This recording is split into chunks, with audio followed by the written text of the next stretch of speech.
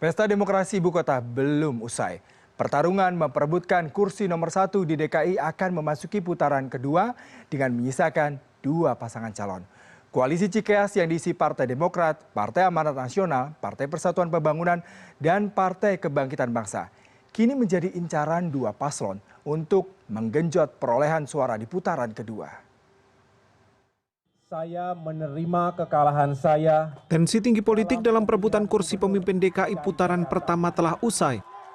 Agus Silvi yang diusung koalisi Cikeas harus berbesar hati menerima kenyataan kalah suara dari Ahok, Jarot, dan Anis Sandi.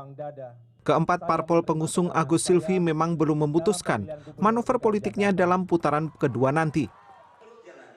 Tim pemenangan pasangan calon gubernur DKI yang tersisa pun kini berlomba membuka gerbang komunikasi politik dengan keempat parpol koalisi Cikeas.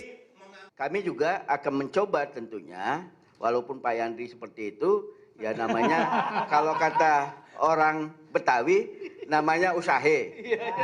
Selain apa yang saya sampaikan di poin 2 tadi, ya kita juga harus dong mendekati, karena kan selama ini sama di pemerintahan. Menterinya dapat gitu loh. Ya harus sama juga kerja di DKI. Berada di dalam lingkaran eksekutif tak membuat PAN memastikan mengalihkan dukungannya kepada Basuki Jarot yang diusung PDI Perjuangan. Tidak relevan untuk ditarik ke masalah koalisi nasional. Karena koalisi pilkada itu sangat pelangi. Dari 101 itu kalau dibuat matriksnya sangat acak. Ya kami bisa dengan Demokrat, bisa dengan PDIP, PDIP bisa dengan Demokrat, PDIP bisa dengan Gerindra. Itu tidak ada aturan, belum pernah dalam koalisi pemerintahan Pak Jokowi JK ini dibahas. Kita masih ada opsi, 3 macam opsi. Ya. Jadi opsi yang pertama itu adalah gabung ke salah satu paslon. Ya. Bisa paslon 2, paslon 3. Opsi yang kedua juga ada. Opsi yang kedua itu adalah nanti akan menyerahkan ke pilihan pribadi masing-masing. Itu juga bisa, ya seperti 2014. Tapi yang penting adalah poin ketiga. Kami dari tim pemenangan Agus Silvi dan juga khususnya dari Partai Demokrat sama sekali tidak menyarankan untuk golput. Dalam putaran pertama Basuki Jarot mendapat 42,96%, sementara Anis Sandi 39,97%. Agus Silvi berada di urutan ketiga dengan perolehan suara sebesar 17,07%. Bagi masing-masing paslon tersisa hanya membutuhkan 3 hingga 4% untuk memenangkan kompetisi Pilgub DKI. Bila kedua tim pemenangan paslon tersisa mampu merangkul keempat parpol koalisi Cikeas, bukan tidak mungkin jalan terjal persaingan politik di ibu kota mampu dilewati dengan mudah. Akbar Junisa Surya, Jakarta. Pilkada DKI Jakarta 2 putaran menjadi kecemasan baru bagi dunia usaha. Suhu politik yang kian memanas akan menahan laju investasi di Indonesia, menunggu siapa gubernur Jakarta terpilih.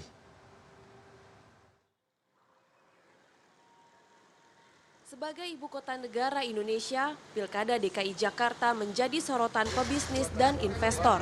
Mereka berharap pesta politik itu berjalan lancar dan cepat untuk memberi kepastian berusaha dan berinvestasi di Indonesia.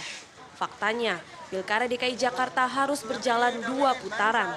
Pertarungan 2 pasangan calon menjadi babak baru bagi peta perpolitikan di Indonesia yang memaksa pelaku usaha mengambil langkah wait and see.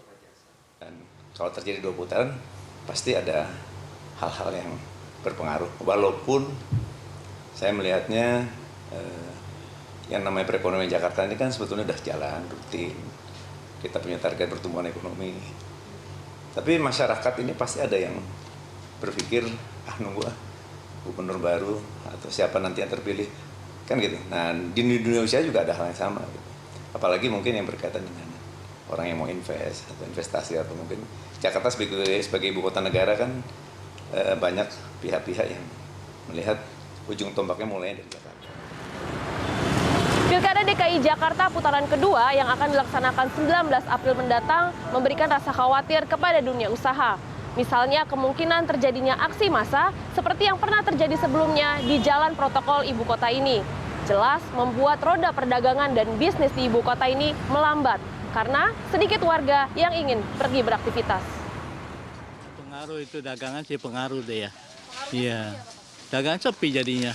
Iya, kalau ada ribut-ribut gitu kan sepi dagangan. Kemarin yang pernah aksi 212 Nah, itu pada tutup makanya tuh.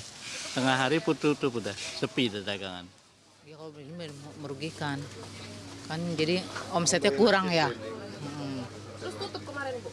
Pas pilkada tutup. Waktu demo-demo. Demo enggak, cuman setengah hari. Oh, setengah hari. Kan takutnya pada ngeri ya, jadi tutup setengah hari.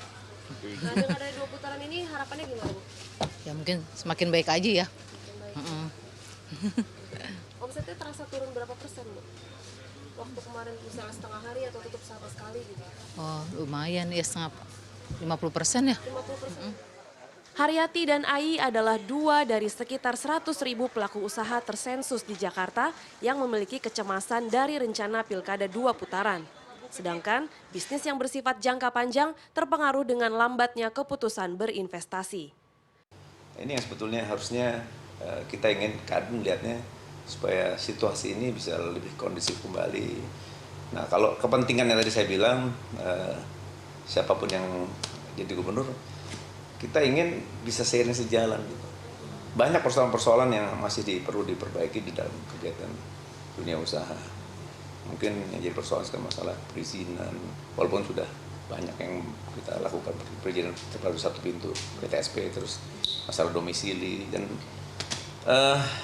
bagaimana membangkitkan usaha kecil menengah ini yang jadi persoalan.